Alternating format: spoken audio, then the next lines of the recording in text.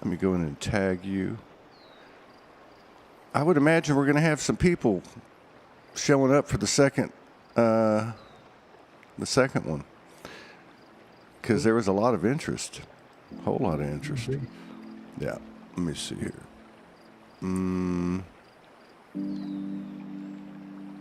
Yeah, okay. Bliss Diggins. In the great Northwest. It's a pretty country up there. Yeah. My wife and I stayed at a northeastern part of the state on an organic farm for 6 weeks. We house sat on, I think it was 10 acres maybe. There was Northeast. northeast. There was a mountain there, Mount Thomas. No, I don't know what it was, but it was in that area where they had that spiritual organization. I think the lady was Rama or something like that. It was a big not cult, but there was a big kind of a commune over there in that area. But anyway, beautiful country, absolutely incredible, absolutely amazing. Was that Ramtha? Yeah, it was in that area, Oh, right there. Yeah, in fact, Jay-Z Knight. Yeah. yeah, that's it. Yeah, and then a lady that we met there that was kind of like, a very good friend of the property owner. She was involved with it for a while, and then she got out. But she was really cool. She lived off grid, and then they created this pretty good sized garden, organic garden. I think she was the brains behind it, but it was incredible. I'd never eaten corn right out of the stalk, and it was like all the food was just full of life, you know. So it was amazing. It was absolutely amazing. She was probably really tuned in. She was really tuned into the garden spirits, the nature spirits. She was 100%. Yeah, she was absolutely plugged in, no doubt about it. Yeah, really cool lady. She lived off grid in her own little spot. Yeah, it was kind of neat. All right, so we're back today with our brother Bliss and the Syrian Blue Star Consciousness. Decided not to wait till next month and thought we'd jump right back into it. Thank you, everybody, for your continued. I'm getting some really nice messages from people supporting us with the shadow banning. Thank you for the contributions. They really help. And we will continue to charge the hill regardless of what happens and keep bringing on people like this so the world can be exposed to the commonality that we have that's kept from us. And, you know, that's really what it's all about. Everybody's bringing their own piece of the universal jigsaw puzzle to the table, but it's that drop in the ocean and ocean effect. So, you know, there's a lot to be said for things coming into our awareness now and how quick the transformation comes as a result of it.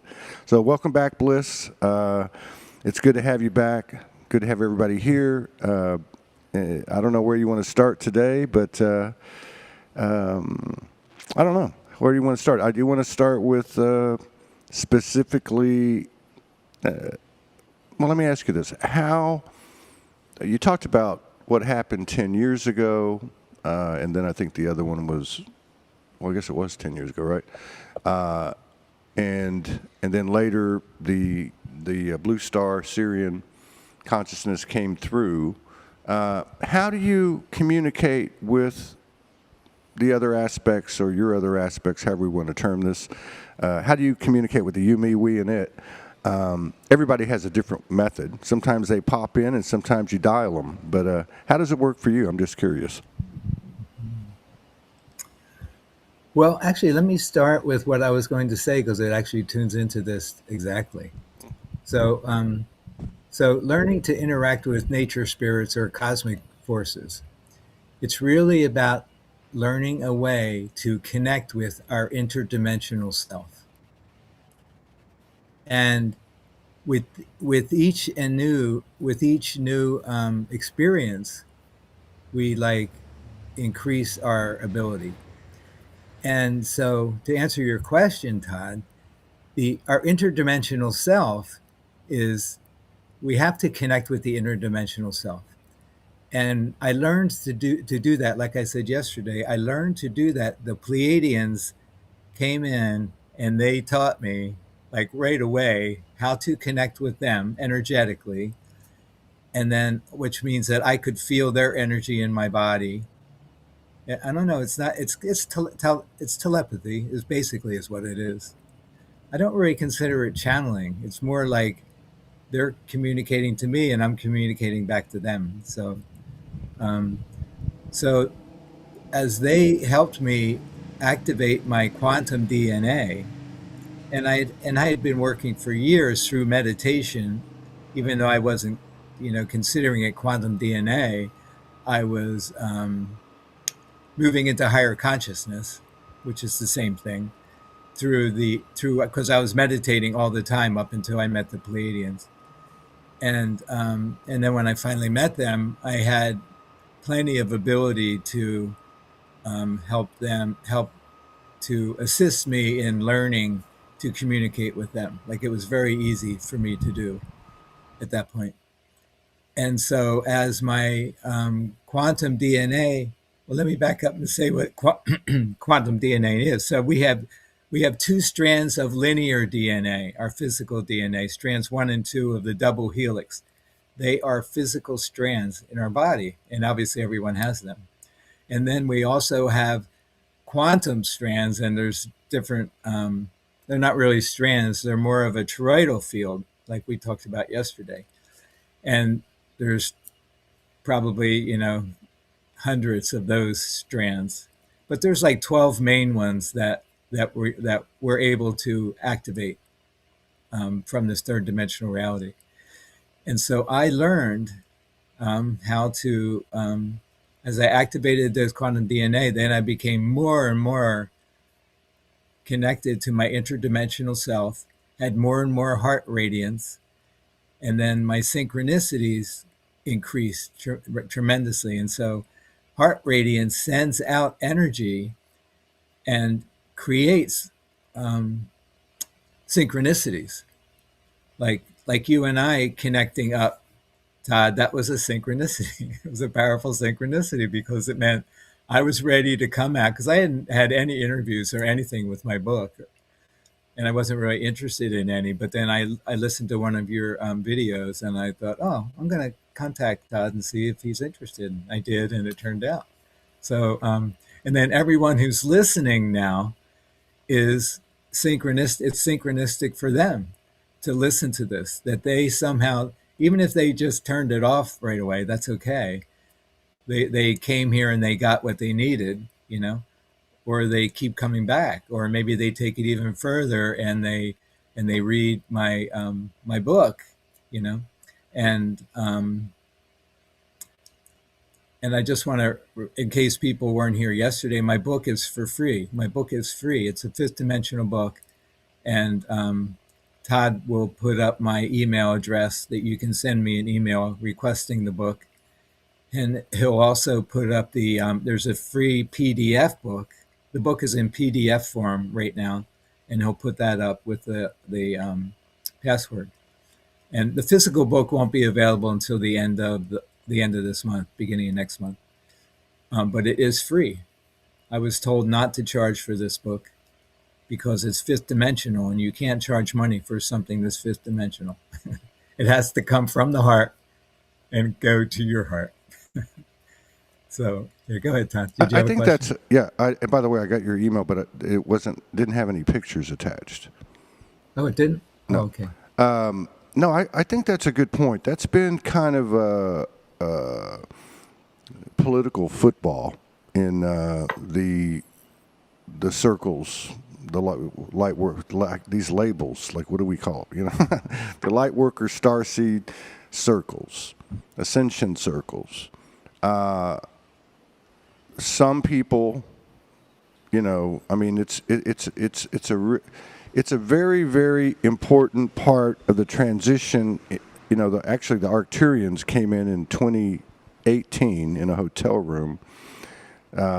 Council came in and showed me, I guess you would say, the financial template for the other side of this transition, where everything was predicated, which it is anyway, but on energy and the importance of what we carry forward in terms of our thoughts and how we talked yesterday about food and different things.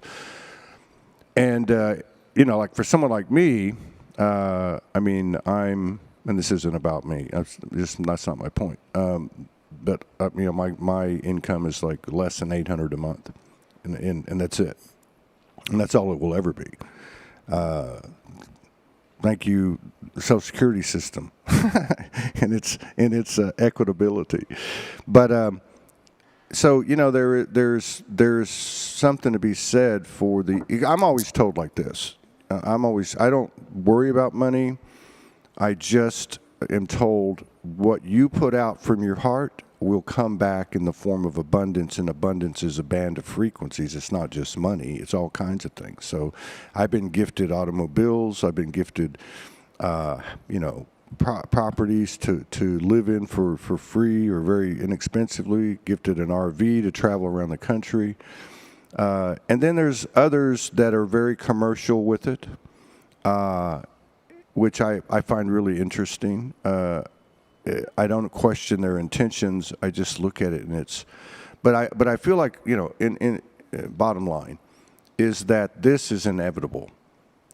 It is inevitable. Some people are in a better financial situation than others. I get that, but I would say quite a few of the people that are in the seat, a facilitator of some sort, most of the ones I know, pretty much hand-to-mouth existence. But I think this is a really good point. Whether we call it 5D or call it fair or call it whatever we want to call it, but there's certain things that are not going with us, and there are certain things, you might say, a standard universal template in a field of equitability and equality and fair exchange and equal energy exchange. And this is something I feel like we're really stepping into. So I'm glad you brought that up. It's important. Thank you. You're welcome, Todd. Yeah, and Todd, and this is this is this is how we're going to communicate in the future. We're not going to be able to communicate with thoughts and with speech. That's not going to be how we communicate. It's just you won't be able to do that. You'll be communicating telepathically with each other. And the way we communicate now, we leave out the most important aspect of who we are, and that's the heart. The heart is left out of what most people, the way most people live their life each moment, and then how they communicate with each other. The heart is very rare, for that to happen. And that's not blame or criticism of anything. That's the system. That's what we've grown up in, And only those that have moved past that were somehow inspired and able to move past that, and were meant to move past that at an earlier stage and to lead the way. That's why I'm here, and that's why you're here, and many other people are here leading the way. We're not better than anyone, and we're all equal. We're all in this together now. There's so little separation, now. I mean, you can feel it around the world. Whenever you hear something going on around the world, in another country, like in Iran, where people are fighting for their independence, out of this Islamic regime, when you hear that, my heart just goes out to those people. They've been suffering for so long, and they're ready. I mean, they're willing to sacrifice everything to get what they know they have to live, And so that like is so beautiful that's happening, and it's happening in many places around the world. That it really feels like one planet now, and the people are fighting for freedom, and we're getting it. We're making it happen, So that's what I would say about about the communication. Yeah. Yeah. Well, I mean, it's already happening, like you said. I know I've noticed it, particularly in the closest connection I have, my partner. I could, and then see it with others as well. Kind of a it make you smile. When this has been happening for 3 or 4 months with other people, where you call them, or you're about to call them and they text you, or hey, let's do this. I was just going to ask you about this, or it's kind of funny. But I noticed it with her, and I would tell her, I have a feeling that as time goes on, less has to be discussed. It was as if I could sense that the things that were perceived conflicts or imbalances, and I'm not just speaking in regard to her, I'm speaking in regard to many things, close relatives and so on, that the explanation didn't occur like it used to in the past. And I believe, however that happens, we're working that out on a soul level, or our bodies are involved, or both. But yeah, I mean, it's, I think what we're stepping into here is less to be looked at like a discipline, or a piousness. You know what I mean? It's just simply a space where certain things aren't going to fly, like lying. It's just not going to happen. So, if somebody comes in and says, hey, I built this and it cost me, $500, you like it and you would like to have it, that exchange could be, here, have it. That exchange could be, here's $500. That exchange could be, I don't want to make anything on it. I just want you to have it, or whatever. But it's a heart thing. And I've experienced it a lot, especially since 2018, when they came in and visited me and kind of showed me how that worked. And they also told me at that time, wherever you go, tip 30% as an exercise. And do it from the heart, and do it in your faith that it will come back tenfold. That's how this science works. So I started doing that, whether I had $50 to my name or 500. You know what I mean? But yeah, so but some of this I feel like is starting to get some traction. What do you think? Oh, definitely. And as we move into the future, there's a whole new like the current financial system we have is crashing. It's going down. It's so close to crashing.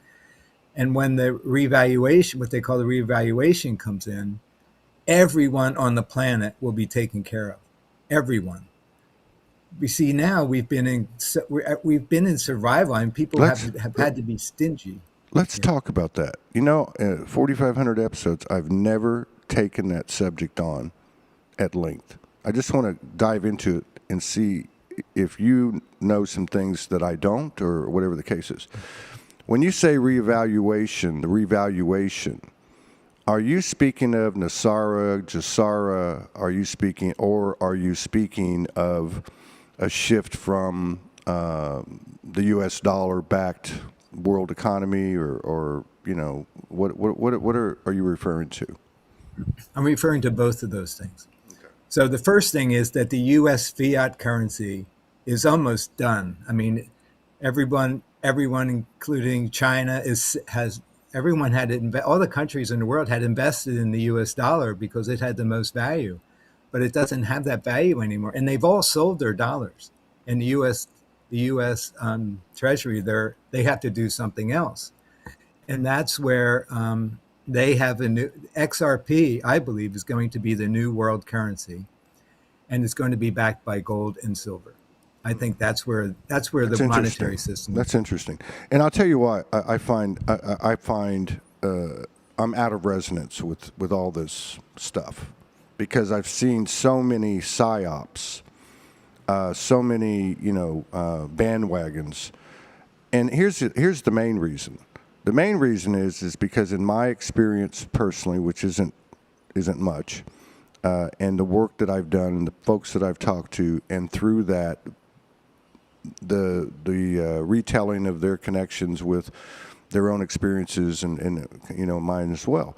I don't know of any other planet in the multiverse that runs on money, that uses money, period.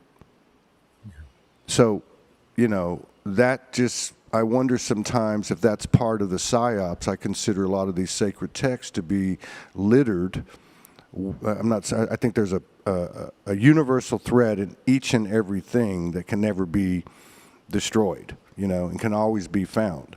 But if you look at these sacred texts talking about this time, and you really look at it, especially if you look at, for instance, the King James version, the 88 Bibles that came out of the Council of Nicaea, I think it was 323 A.D. To me, it's like implanting suggestions, presenting illusion, so that the consciousness of the people will buy into it, and therefore it will occur. So I don't know. It's just I was just curious as to what your thoughts were on it. But have you ever had any information come from any of the Galactics about the money? Yeah, definitely the Pleiadians. They come to me about money and also the medbed thing too. But I don't want to get into the medbed right now. But the money thing is definite, because for 50 years, the corporations, the banks, they've been controlling the Western world. They've been controlling us. I mean, when someone is born onto the planet, you have nothing, and then all these people have all these assets and all this stuff, and then how do you break into the system? You can't. It's such a a game that we've had to play, and they steal from us like I just looked at my mortgage payment the other day, and a third of it goes to interest, a third of it goes to principal, and a third of it goes to insurance and taxes. So it's like, yeah, I mean, it's been more than 50 years. It's been easily 110, 115 years, but really it goes back further than that. Because if you look at the Rothschild story, which is just our very near past, 1700s, late 1700s, I mean, they were financing every single war from that point forward. And that's how they gained control, eventually having a central bank formed in 110 years ago. But yeah, so I get that. I just don't. I feel like that there's. But Todd, let me finish. Oh, go ahead. Because I'm sorry. what I want to say is that these banks have been controlling it, but now they're done. Trump has, and Marco Rubio just said this yesterday. He said the old world order is dead now, and we have taken over. And that means all the monies that they have, Todd, are going to be returned to the people. All the money they've stolen from us. So like I've paid out, I don't know, $1 million in taxes and insurance, and all that has all been stolen from me. And they're going to give that back to us. And the older we are, the more we get back because we've paid into it. And everyone, again, is going to be taken care of. And I know this is 100% for sure. Well, I don't think we can consider anything 100%. And the reason I say that is because a copy is a copy is a copy. And there are certainly in the mortal world, let's just take the example of Trump and Rubio, and I'm not political at all, but they're all part of the same group. I mean, who do you trust? I mean, this whole thing has been set up on division and separation, so that those that have you heard of the Earth Alliance? Have you heard of that? Yes, and you're talking. So the Earth Alliance is made up of Pleiadians. Yes. The But the question is, can we trust these things? If the recipe for this series of incarnations has been to ultimately come back into yourself, self-source. See, I think we're the med beds. Okay, and so if we're getting the same movie script, but the people are just changing roles. I mean, look at the way people jumped on the Q bandwagon in 2016, which ultimately, I mean, some people are still not convinced, but it's a psyops. Or look at who gets attention or who gets elected. So I don't know. It's pretty. I'm not saying I'm an ultimate optimist, but I think I know the power is us. And the Galactics are here to facilitate and help us. But this is all us. The nature beings you speak of, the consciousness as a whole, it's all us. And I just don't trust the movie script, and I don't see how if we can flip this thing like that, then why are these other things necessary if we're the true tech? If I'm the true medbed, and and I know there's people all over this world, I know some personally, who have literally healed themselves overnight of very serious illnesses. Now, did they have galactic facilitation? Yes, but ultimately, i.e., the placebo, okay, they believed. Just like, when they talk about Jesus, was he healing people? Or were they healing themselves by seeing their reflection in a being that could hold that? So I don't know. I just have trouble, not to be argumentative at all. I have trouble, how are we going to make a transition? I feel like there will be no borders. There'll be no driver's license. There'll be no passports. There'll be no police state. On one hand, you can say, oh, this is going to take a long time. It's a big ship. It takes a long time for it to turn. But that's what they've been telling us with the carrot on the stick for all these years. And to be quite honest with you, a lot of this galactic uniformity in terms of the transmissions that people have put out over the years looks the same to me. And if the CIA or whoever those organizations are, Operation Mockingbird, 1950s, they infiltrated all the news agencies. They controlled all the talk, If they did that, what makes you think that they haven't done it on the internet? Okay? Oh, they have. Of course they have. Well, they have to a certain extent. Todd. Well, I mean. Todd, however, hold on, let me say yes, go ahead. that because of the transition, because of the higher frequency that we're moving into in February, it's happening on the cosmic level, on the energetic level, but it's also happening on the physical level. That's my belief. No, I'm with you there. See, I'm with you there. I guess what I'm saying is, and I really appreciate you discussing this with me.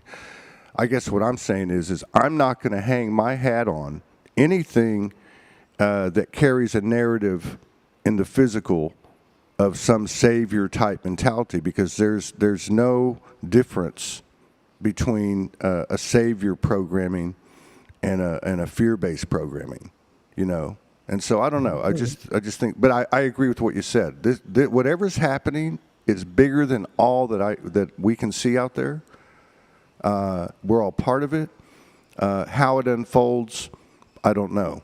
But would you agree or not agree that whatever unfolds is what we are going to create ourselves? Definitely. So therefore, Yes. if the narrative is a belief system is attached to, from me or enough people, then that's the road we'll go down. And I'm also one to say that we're the perfect imperfection, and that the value of this incarnation is to expand and to move closer to perfection. Will we ever get there in the physical? I don't know, but one great thing about striving for perfection is even if you come up a little short, you still did pretty damn good, So, yeah.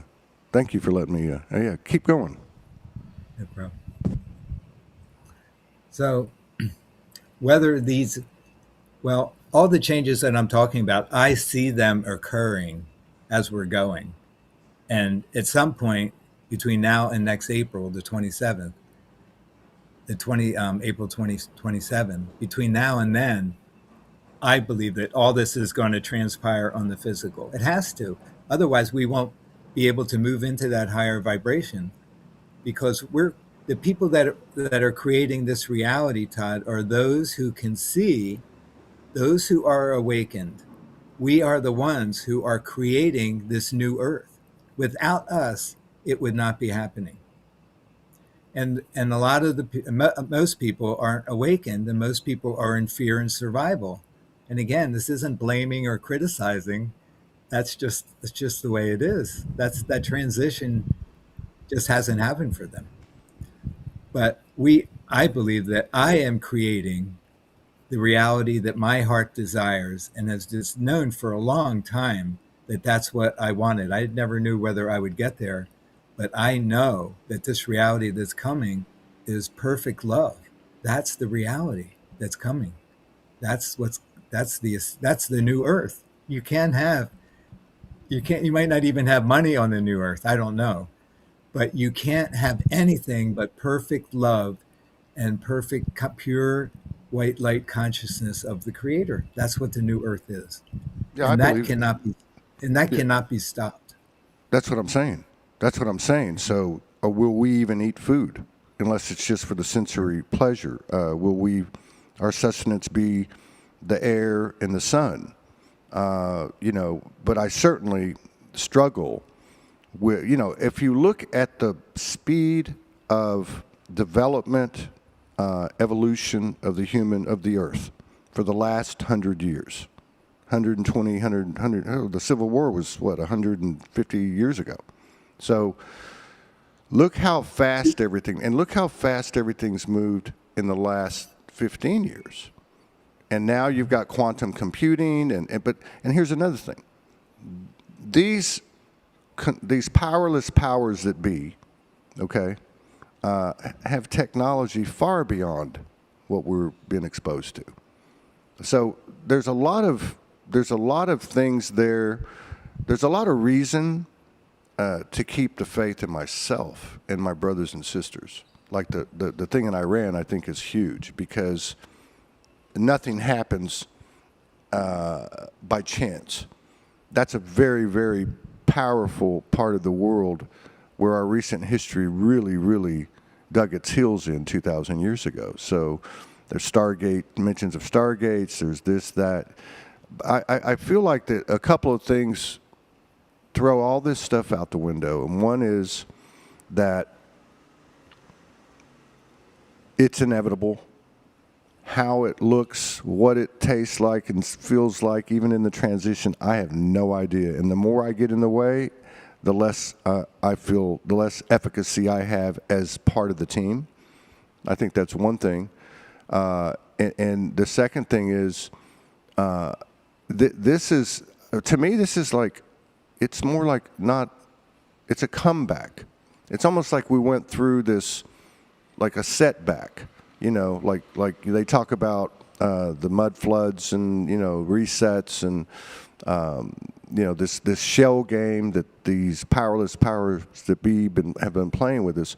So the second thing for me is when the blinders come off and the lineage of the soul, galactic, human, all of it is laid on the table. Like, I don't even think a lot of this stuff will even be necessary. We'll basically be at such a level of consciousness, like a genius, basically. Like, how did they learn, 1,000 years ago to go into the jungle and get this plant and that plant? And because they were talking to them, right? Because they were communicating with them, however that was happening. So, I don't know. It's just interesting. I just find it interesting. Some of this stuff. Yeah. So anyway. Yeah, and Yeah, that's go ahead. exactly right. That's where the wisdom comes from, Todd. It comes from within, and it comes from our connection with nature.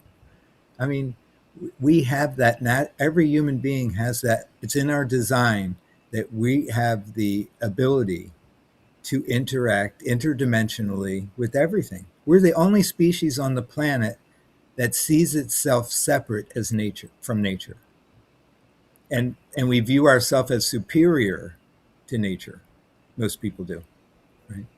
Well, yeah. That's why if you, and again, going back to some of these sacred texts, God is a man. Okay. I mean, the old saying, once a liar, always a liar. I'm not saying not to trust anything, because I think that's a very important part of the mutual collaboration. I look at it as the external is my twin flame. The universe is matching me step by step. It'll give me whatever I want. What goes around comes around. I mean, this is extraordinary. And you got to remember, too, like, how many people, I can't even, I'll try to guess, but how many people have I met with a story that's pretty much the same story you've had? Now, the details aren't the same, but the template's the same, okay? So that, to me, I even question that, because there is technology of voice to skull, implanted thoughts. okay, both in the non-physical sense and in the premeditated, nefarious human sense of technology, okay? Because all that technology that we have, that, like when they went and invaded Argentina the other day, they used a new weapon that basically neutralized everybody and didn't fire a single shot. We're able to go into the presidential palace, grab this guy, and leave. People died. 200-300 people died like that. That technology is medbed technology. That technology is free energy technology. So, this is not like a let's do a little bit and then let's do a little bit. This is kind of an all or nothing proposition. And I have a feeling that the gist of it is occurring within our own field. And I don't know if that means there's 8 billion people and there's 8 billion different Earths, right? And you're one version in each one of the, I don't know how this works. But somebody mentioned that Jason Georgiani explains this well. I've listened to him quite a bit. He's interesting. But I guess what I'm saying is that, because I've said this a few times on previous shows. My stepfather was in the CIA for 25 years. He was a high-ranking senior executive. He was in 5 different Oval Offices. And he told me a few things in the mid-'70s. I interviewed him for a college thesis. We're talking about just 2-3 quick topics. One, he told me back then, 13 families around the world. Okay, now keep in mind, this is CIA 20 years into its existence. He told me that there were many cures for cancer. The CIA had a SWAT team. If you develop a cure for cancer, they go in and take all your stuff and either remove you or shut you up, So that'd be another one. And then basically, in regard to the whole UFO thing, that the world wasn't ready for it. Which, as time has gone on, I find a very lame excuse. That's a control mechanism. It's no different than hiding esoteric knowledge. In fact, it is esoteric knowledge, because anything that's being secreted away that could help us with our consciousness expanding, it's not cool, But yeah, I'm excited about your information. I told you yesterday the way it's lined up with my dear brother, Franco de Nicola, other people, both known and lesser known, many people that have come on this show. But there definitely seems to be this window from about now, I guess, until that next spring in April. I have no idea what this is going to look like, but I'm with you. I'm with you because I know myself and other people. I was just talking to my brother, my blood brother, about this yesterday. I want to get out of here. I try to get out of here. And with the hell I've been through in the last few months in my own personal way, I should have been gone. They're not letting me leave, and they're not letting us leave. We've earned it. And, yeah. And you have too much to contribute going forward, Todd. I mean, yes. Call me crazy, and thank you. But I'm more interested, not because it's only because it's natural, because it's full potential. I'm more interested in growing younger and repairing my self-sourcing, self-healing, teleporting, visiting my wife in Australia if I want to go eat dinner with her and come back to go to bed, in Mexico, whatever. That's the stuff that interests me. I feel a lot of the other stuff is kind of trivial and controlling. And it kind of nags at me a little bit with as far as these light worker and starseed circles, because you see what this conversation started about. You see a lot of commercialism. Like, how the hell can you charge somebody $50,000 fucking dollars for a bed to heal you? I'm with the Pleiadians, You don't charge for it. And that's not an easy thing to do. That's why I just, I say, well, if you want to make a contribution, we'd love to have the support. But I went offline at the instruction of my soul, took SoulogyNetwork.com. and had a what do you call it, a subscription. And I had to pull the plug on it about 15 months later. Not that it wasn't successful or couldn't be successful, but I was told you had to do this in order to get the contrast of doing it with, basically blindfolded and in full faith, So I think I think this thing with the book is it's the way to go, It's the way to go. It's like you said earlier about if somebody turns on this show, and even if they turn it off right away, they got the jolt from you, right? Yeah. So it's just your intention. I got 3 or 4 messages. People are like, "Hey, can you give him my email?" I'm like, "Here's his email.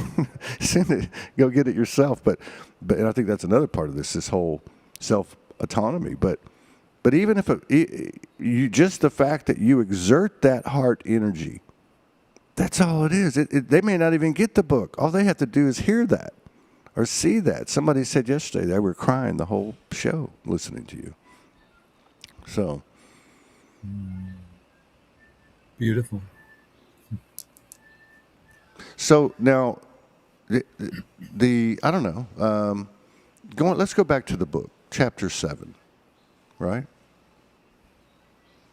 Let's talk about chapter 7, or can you talk about it? I'm a sure. bit? Actually, before we do that, Todd, could we? I sent you. Did you get those 2 pictures I just sent? Did you send them? Did you send them again? Let's see. Yeah, I just sent them a little bit ago. All right, let me see if I'm sure I can get them. Yeah, I got them. All right, so let me download this one. Boom. And let me download this one. Wow. Is this your place? Yeah.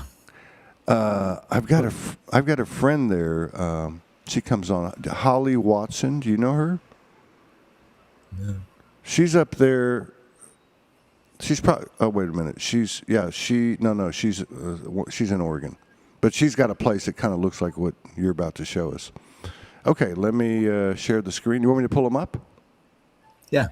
Okay. If you could put them up side by side, that would be great. Okay, let me see if I can do that. I'll try, but all right. Here we go. All right, there's 1 and 2. Wait. Wow, I think I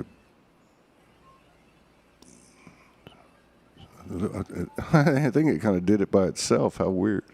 Okay, here we go. We're going to go right here. That? Oh, perfect. Yep. So the reason why I wanted to show this, Todd, because this like really involves my book. So the last two years, I haven't done anything with this garden. And it got overgrown. It was really, I didn't even want to go out on the back. This is my back deck. I didn't even want to go out on the back deck, because it was so overgrown and I just saw it as work, right? Well, about a month and a half ago, the garden spirits, I call them, they started telling me, no, you're not going to do that again this year. We're going to get this garden going so that it's so beautiful. And I spent probably a week or 2 weeks clearing out all the weeds. And then you see the bricks all around. I had to redo the bricks, and then I had to bring in ground cover to get rid to hinder the weeds. And then I started planning, and they started telling me what they wanted. They started telling me the first thing they wanted was native plants. We have really beautiful native flowering bushes in the Pacific Northwest, and that was the main thing they wanted in there. And so I went to there's a garden supply that I went there, and they had native plants, and I met with their expert, and she gave me suggestions, and we had this wonderful heart connection. This is all about relationship, and so she just like so inspired me with her knowledge. And then I came home and I put the new plants. You can't see them yet because they're just mostly just twigs in the ground. Um, but there's all kinds of plants planted in here. There's a little tree. If you look off to the left, you'll see there's a Buddha there, and then off to the left of that, there's a little tree there that's actually blossoming. And then and so I'm showing this. Oh, and then right in the middle of the photograph, you'll see there's a bunch of little stalks coming out of the planter boxes, the pods, and those are rosemary plants that were inspired that I cut from my rosemary bush, and I'm growing like 16 rosemary plants. They're going to be spread not just around this garden but around the property. And so that was all there. That was the rosemary plant told me to do that. And then lavender. I'm going to plant lavender, and so once I started tuning into the garden, my when I started being able to really interact with them, then they started talking to me. And that's the key. We have to be open to receiving their communication. We have to have that ability. And again, it comes from our DNA, our quantum DNA gives us that ability to do that. And then once we get in that flow with them and stuff keeps coming, and we make that more important than our third dimensional reality.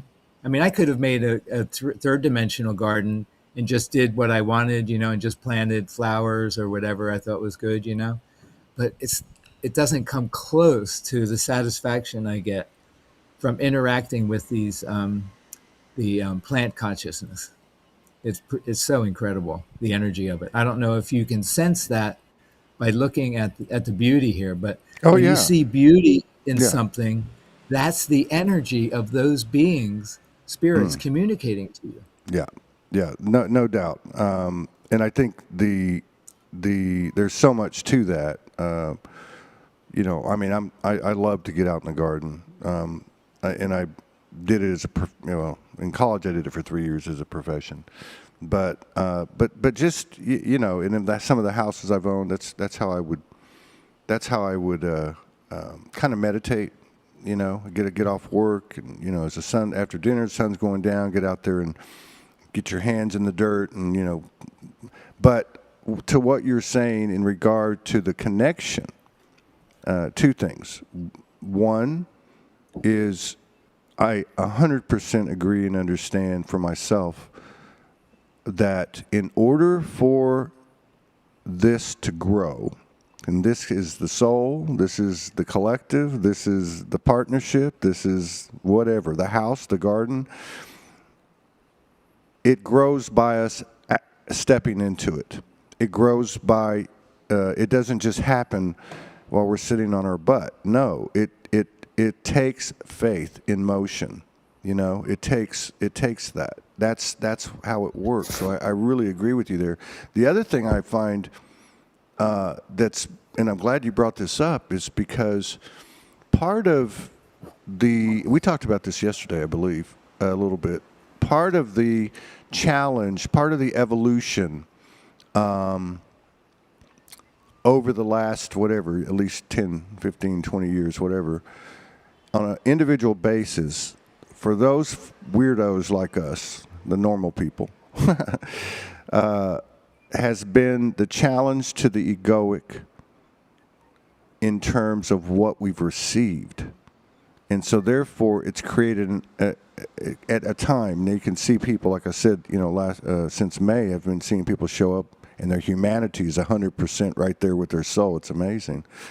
But that took time, and it's understandable, But the thing is, the over-identification with a past life or with this particular aspect or that particular aspect or whatever it may be was limiting us in terms of what the real message is. And I think this is what you're bringing out, which is anything and everything I can have the same connection with my galactic family, with my pet, with, with whatever, the beach when I go out here, the bird I told you about, which has become comical now, like, how that goes. But yeah, it's a real thing. And like the mother's been telling me for a while, you don't need to look out there anymore. It's not going anywhere. It's all right here under your feet. And like you said, the way we were raised, we will have dominion over the earth and the animals. This is what we were told. Was that programming? I think so. Because the reality is, it's no different than any of the other neighborhoods in the galactic landscape, cosmic landscape. You've got a plant kingdom, okay? I'm not as astute in my experiences. They're more well-rounded, I guess, or all over the place. But I have seen fairies and water nymphs. I've seen elves, okay, gnomes, dragons. There's a whole world right in front of us. And I just, going back to the other subject we had earlier, and not to pick on that subject, but it just seems that that's where our head is at. That's where our head and our heart are meeting in this, like walking out into the street after the show, and I'm looking at this huge tree across the street right now, and I've never had a long conversation with it, and I can hear it telling me, hey, don't forget, like that they're all on our side. When we say that we're surrounded by soul family, soul monad, yeah. No, these walls, this is the first place I've ever lived. I'm 64. By myself, that felt like a home in my life. And I treat this place. I only got 2 bar stools and a mattress on the floor and a chair and a little love seat that came with the place. But I love it. And it has spirit, and we talk, and and I'm in the kitchen, and all of a sudden the bottle cap off of an unopened Coke bottle just flies off in the air, and I know I'm being told something. Heads up, So yeah, but with nature, I find it easier and easier and easier. And if you really look, metaphorically listen, it speaks constantly. Constantly. I'll be at the beach, and there'll be just normal waves coming in, and I'll be at this point of the communion, and all of a sudden this rogue giant wave will come and just wow, and it's the mother confirming the conversation. Now that's my world, but that's the same world I think that you're living in with that garden. It doesn't. Yes. You don't have to prove it to anybody else, because the energy speaks for itself, just like you said. Thank you. It's all about learning to listen and interact with these energies, and their love is so. Their love is beyond anything I'd ever experienced from another human being. It's way beyond anything we're capable of. Oh, so getting back to chapter 7, so this is a great lead into that. It is, isn't it? So when I haven't really told you about her, but I have a wife. Have you ever heard of the she? It's spelled Sidhe, or they're called the Shining Ones sometimes. Oh yeah. Sidhe, city. No, I was thinking of city. Okay, yeah, the shiny ones I have heard of though. Okay, they're the same thing. So, Okay, so okay. I have my wife. I have a wife, and they're Lemurian, and my wife is in Lemuria with my 2 children, and I meet with them all the time. And so one night, a couple of years ago, when I was just getting really connected to her, she would come to me at night, in the middle of the night, and she would wake me, and she would activate my heart. And then she would take me, I'm going to cry again, Todd. And then she would take me into her world, which was, in the Avatar movie, when Jake Sully gets up out of the, he had been attacked by those reptilians, and he gets up and all the plants are like these bright colors and they're everything's shimmering. Well, that's what this was like. She took me into her world where everything was shimmering. It was just, and we would be there for hours. And then one night she says, I have a gift for you. And I said, what is that? She said, look up in the sky. And I look up in the sky, and there is this one star, this bright blue star. And it was blue star conscious. It was Syrian blue star. And it told me right then, it said, I want an individual relationship with you. And I have things that I have in mind for you that I want you to do for me. And I said, okay, what is that? And he said, well, he said, this is enough for now. I'll come back and we'll connect up later. So a couple of nights later, Chesna, my partner, she comes to me and says, let's go out into the world, the Shining One's world. And I said, okay. And we go out there, and then Blue Star shows up and says, I want to show you what I mean, but you need to come with me out in the stars. And I was like a little bit scared. I was like, can Chesna come with me? And he said, no, she can't come. You have to do this on your own. I said, okay. So I said, what do I need to do? And then all of a sudden, Todd, I was out in the cosmos. I was in the cosmos with Blue Star, and it was showing me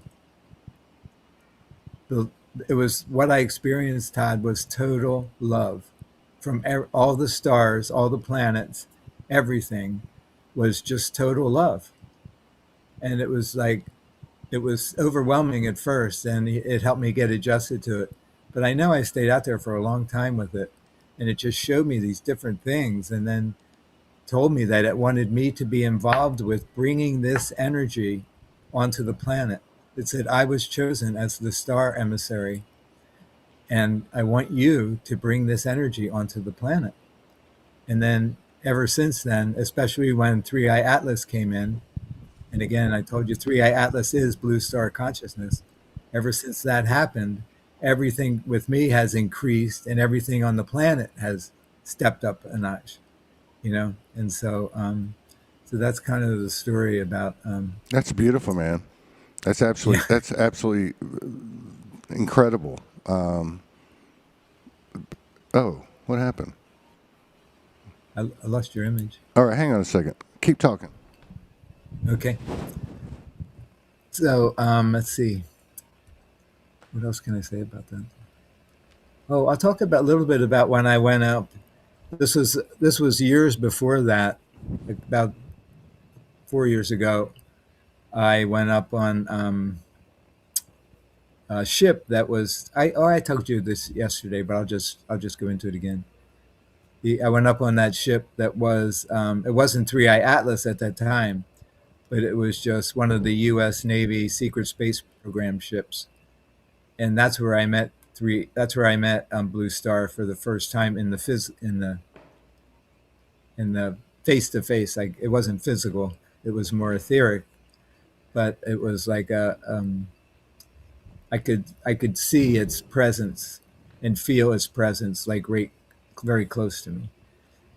And there I experienced how Blue Star consciousness was this spacecraft, and its consciousness was the spacecraft, and its consciousness was propelling the spacecraft.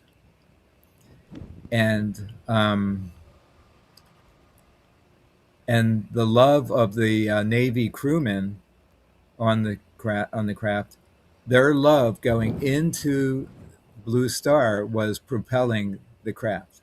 That's what was propelling it. And this technology is our technology now. Our planet, the United States Secret Space Program, and our planet now has this technology. And it's and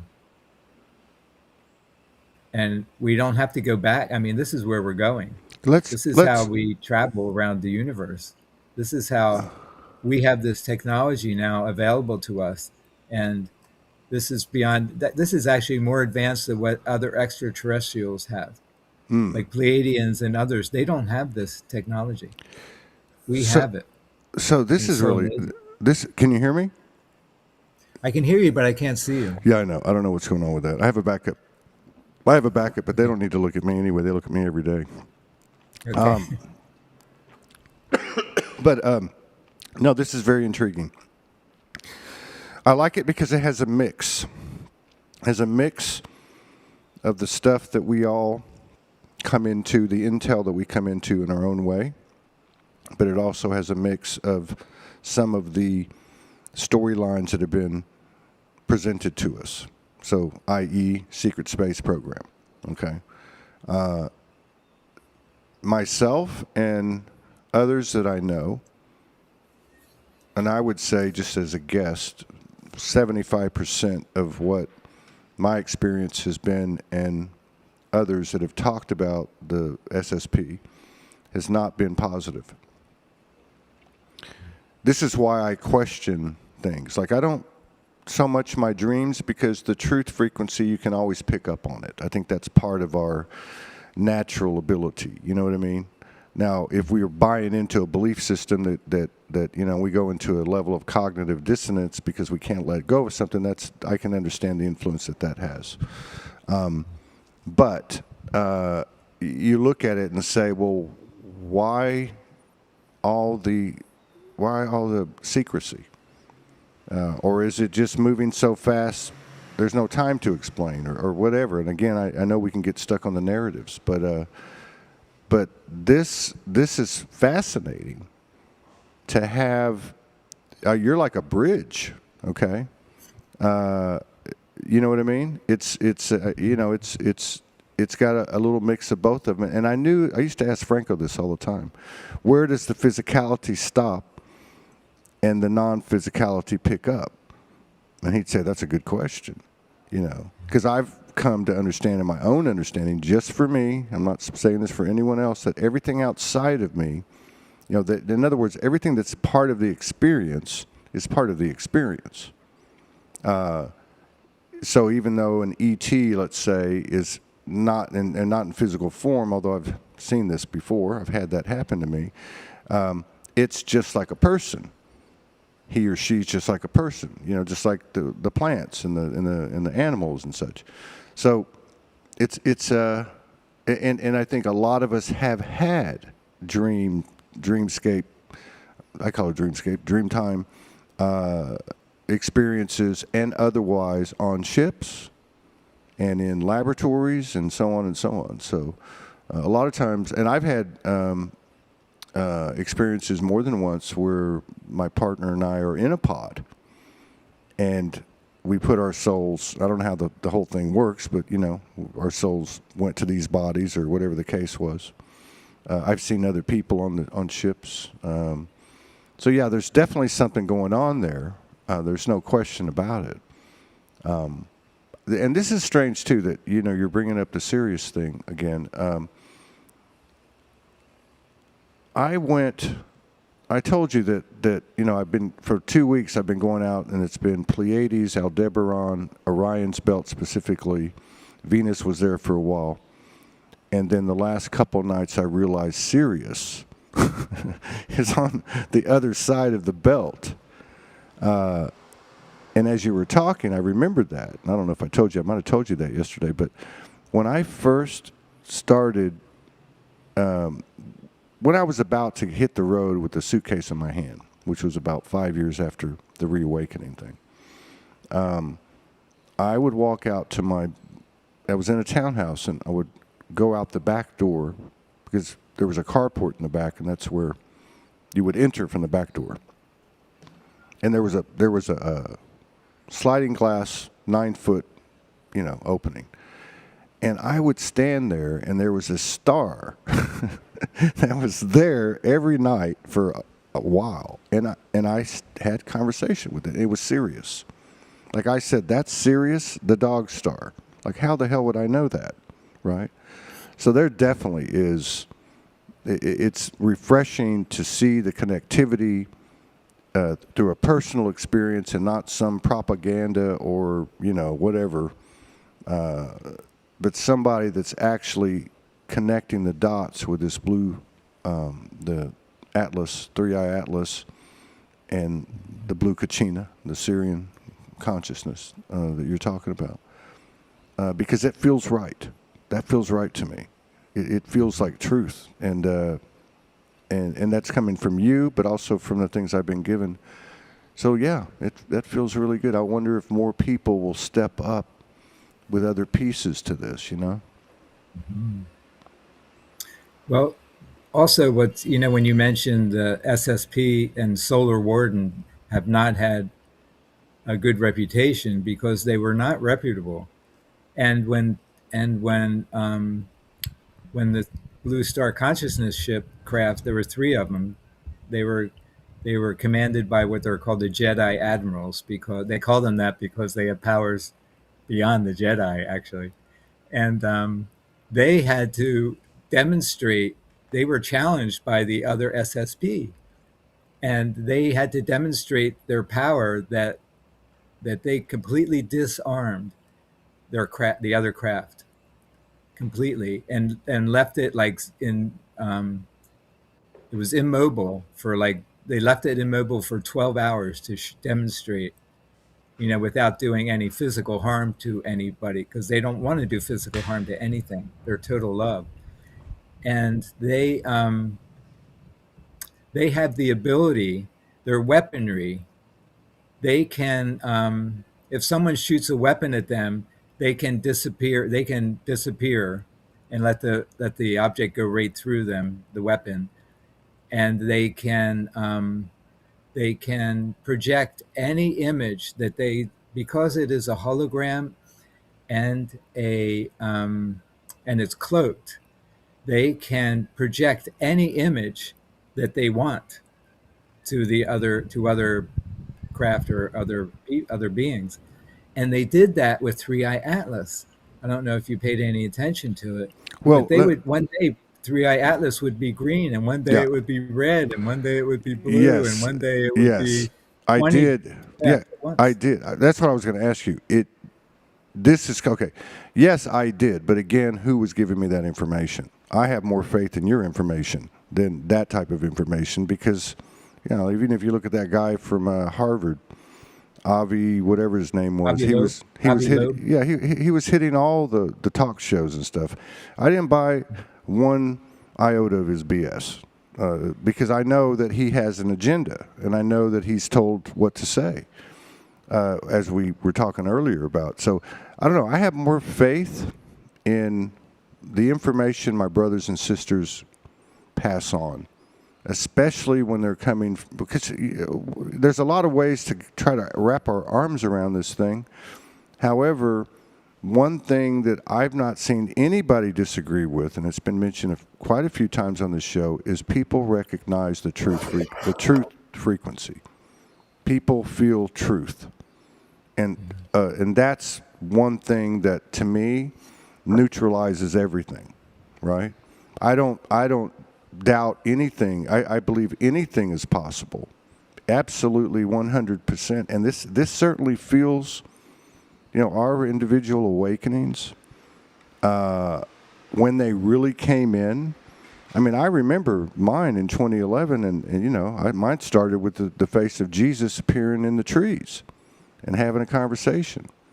And then many other things. And I've heard many other stories. I've had some crazy things happen on this show. I had one lady disappear right before our eyes. And, but what I was getting at is that there's no doubt in my mind, and really hasn't been, even before that occurrence on May 30th, 2011, that this is, I want to say, not just a special moment, but this is the special moment.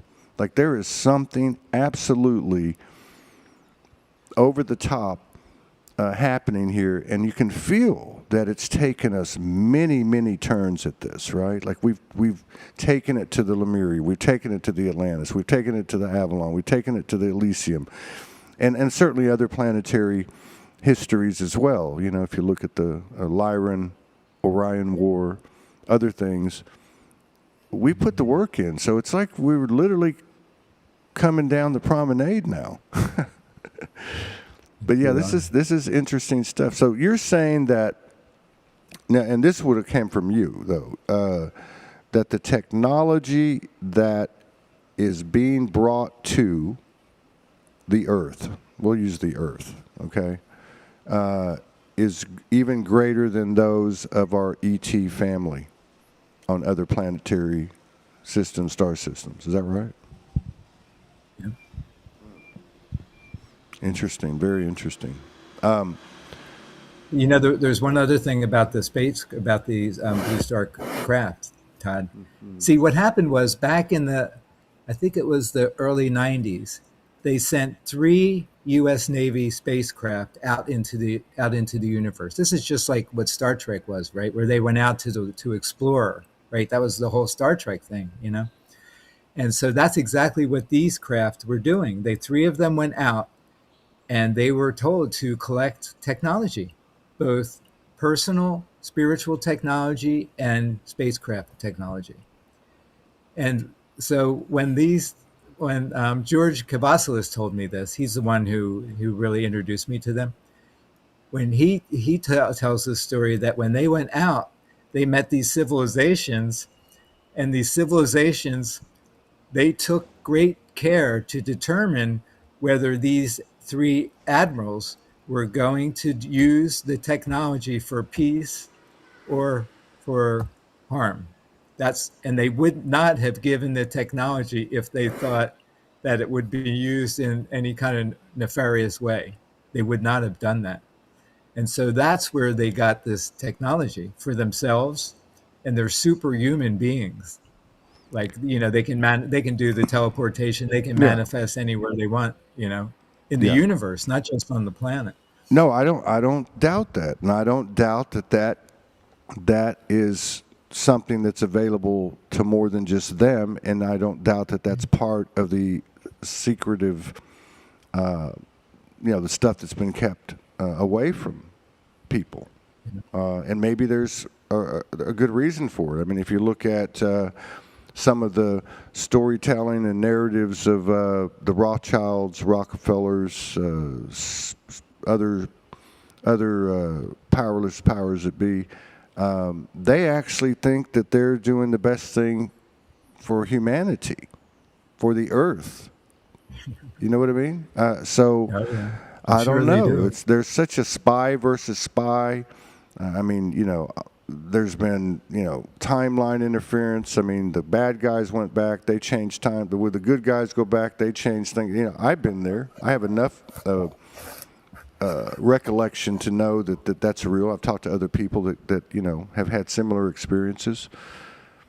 You know, I don't know. It just it can be quite convoluted. It can be quite heavy, you know, to really look at all this. And I guess at the end of the day, you know, like when that happened to me on May 30th in 2011, the first thing I came out of my mouth was, "I am soul." Period. And so I guess that's where I usually end up. I always end up but yeah, it's interesting. Do you feel like that because of what you've received, the timeline you've received, where we're at and where we'll be, that it would have to be at some point, I guess, an immediate change, an instant change, like an instant comprehension worldwide of a certain level of consciousness where, you know, a lot of these things go away or whatever the case is. I just don't see how it could go any other way.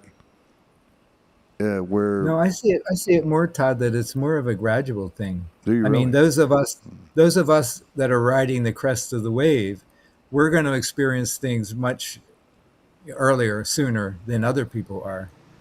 But I don't think it'll be just a flick of the switch and then everyone's on, you know, in this new world.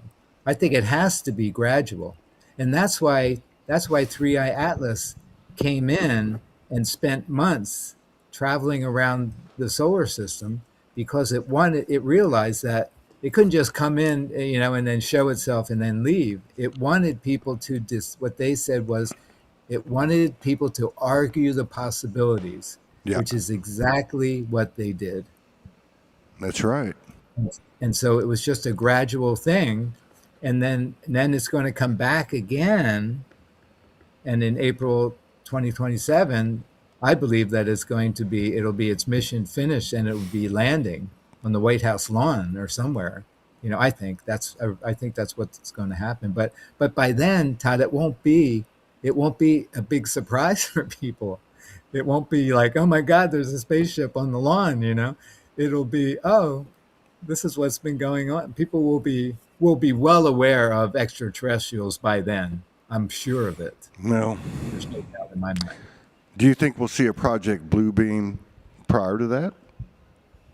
What's that? I forget Project, exactly what that is. Project Bluebeam is where they use the holographic technology, which this was actually written in the CIA, and I believe as early as the 70s, where they would take, in fact, I think it was before that, they would project holographic images on this in the Western world, Jesus. In the Middle East, it'd be Muhammad. A real thing. They were actually, I believe, going to use it in Cuba when all that stuff was going down. Yeah, I don't think they'll use that trickery, Todd. I don't know. I don't know. I remember This writing. is all about truth. Well, yes, I get that. But if this is all about truth, why are we still seeing fuckery and distortion out there? Well, because Okay, we're not so- there yet. Well, but so is there the same percentage of people in, let's just say, in the government?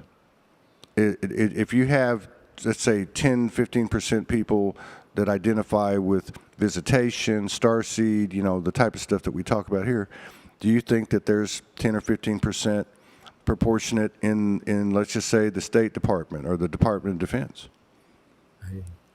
You know what I mean? Idea. I know that the Earth Alliance is in control of all of that now. Okay, so the Earth Alliance information that you have, you're getting it 100% from your own intel. Mm-hmm. Okay. Well, I mean, there are some people that I listen to, but I know that what I'm hearing is 100% accurate. Yeah. Well, I don't. My discernment, I have the ability to discern whether something's true or not. I can do that. I don't doubt that. I don't doubt that. And here we go again we are walking on 8 billion different Earths with 8 billion different people. I don't know, but I just look at if even like with my experiences that I've had or in talking with other people. Let me explain it this way. I'm a composite of everything. I've got Syrian, Pleiadian, this, that.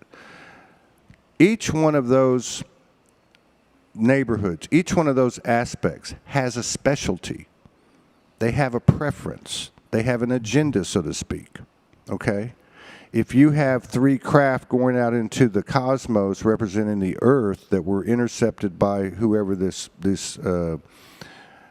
people were, this species, and they had to vet those officers in order for them to be able to share the tech. That tells me that there's still a level of dark and light or reason to be suspicious at that level of intelligence. So I don't know, I mean, I think ultimately it keeps going back to going inside and, like you said, connecting to our own personal organic tech and seeking our discernment from ourselves and kind of like checking ourselves to see if we're buying into. I've come across this in the last few months. It's where my soul will come in and say, "You're damn intuitive. You've always been intuitive. However, there's still insecurities running in the human condition. So, for example, if I get whatever you want to call it, information from my innerverse that says you need to go, out to the beach, and we'll have a message for you. And the bird comes up and he gives me a message. I might be in a state where I've got to go tell a bunch of people that because I'm trying to reinforce that it happened or feed my ego or whatever the case is. And then from that point, I start to not make things up, but connect things that aren't really connecting. So I guess what I'm trying to say is that if the consciousness here on Earth is made up of the same energetic foundation, particles, whatever, as anywhere else, then I don't know. I just find it. I find it. And maybe we're a very unique situation. Maybe we are a prison planet. Maybe we are the fallen angels. Maybe whatever. I don't know. But I don't know. I just this. If you look at Werner von Braun's statement on his deathbed, who he is. He was the lead. He was the guy that was running NASA. He was a German engineer, scientist. He developed the V rocket, and so a couple things there. When they have this one video that's probably from the late 50s, and so he was a Nazi, by the way, and he was a part of Operation Paperclip, where they brought all the scientists over and et cetera, and stuffed the CIA and NASA with all those people, which is something that you got to consider. However, one of the things he said was that this is out on a videotape. You can find it on YouTube. He says that they got the information from beings outside of this world. Okay. Now, the thing he said on his deathbed was that the last card they're going to play is a fake alien invasion. Now, this is a guy who was part of the establishment and then makes a statement like that at the end of his life, which was documented by a lady that worked with him for the last 4 years, etc. Now, bear in mind that the Nazis, it's pretty well documented that they obtained their, and I would recommend anybody to go to the anthropologist Robert Sepper, Atlantean Guardians. He's probably done 500-600 videos, and they're all incredible. He's wide awake, but very neutral in his presentation. But the real society, these women who were connecting as seers, came across the consciousness of Aldebaran. And that's where the connection was made, and the technology was exchanged. They went to the Nazis, and I think it was the Real Society, the Thule Society. Maria Orsic was the lady's name. So there's that connection. It's my friend from Melbourne who comes on. He'll be on tonight. You should tune into him. He's incredible. His stuff is at the level yours is. He's been connected with Arcturian since the 90s. And anyway, he's kind of like you. He's coming out now. And we've been blessed and honored to be able to facilitate that. But he says that the information he's been given, that Star Wars is really the history. That first movie really tells the whole story. So I don't know. It's a lot to talk about, and I love the fact that conversations can be had like this, openly, open-minded, because I don't know. Do we teach people things, or do we get them to think? How do we learn? I don't know. But yeah, that's I don't know. I feel that a lot of us are ready. We're tired. I do feel like what you're saying is accurate about there are a certain group that's doing a certain work that just happens to be our piece of the puzzle, right? Mm-hmm. But it does feel imminent. Definitely. Oh, yeah. feels imminent. And you know, The physical world as we know it is going away. It's dissolving. Whether it's money, politics, whatever it is, it really doesn't matter at this point to us, to me, because I know it's going and I know what's coming. And that is such an amazing feeling. I know, you know, most people don't have the confidence that I have, but I have 100% confidence in everything that I'm saying. I mean, maybe a few things might vary, yeah, but what will not vary is that we have to connect with our interdimensional minds, and then we can participate in this interdimensional world, in the new Earth. That's the key. The new Earth is happening, and if we want to be involved in it, we have to learn to participate in it.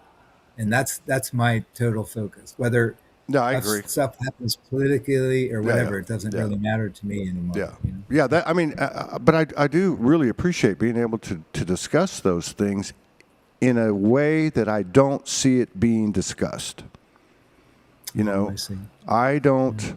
I'm not saying that Three Eye Atlas is a psyops, but I'm not saying that it's not. I'm taking what you're saying, what Gareth is saying, what my friend Franco told me, what my partner pulls in, and this, that, and the other thing, and I think the way that you concluded that is really, it's me saying I am soul. It's me. This is me. It's all me, and I don't know. I just find as time goes on, although I absolutely love what I get to do, and meet such incredible people and have conversations that are not being had, in my opinion, because that's how we learn. We learn by thinking and rethinking. It's a lot. It's a whole lot. But it definitely, if you just look at, like, even from COVID to Three Eye Atlas, like, we talk about consciousness expanding. I mean, this is wild. This is wild. And then if you talk about, too, like, what's happening in my life every day, what's happening in your life every day. And we can't be the only ones. I mean, the universe is literally showing me the way every hour on the hour. Like, it's the craziest thing. It's so subtle that you can miss it easily. I can see how we missed it. And the universe shows that to everyone, Todd, Yeah. every minute of every day. But most people are asleep and they can't see it. Yeah. Well, yeah. I mean, I wonder about that too. I wonder how many is, I mean, obviously we can look at our families, and pretty much we're what used to be called the black sheep. A lot of people call it the rainbow sheep now. You can see those differences.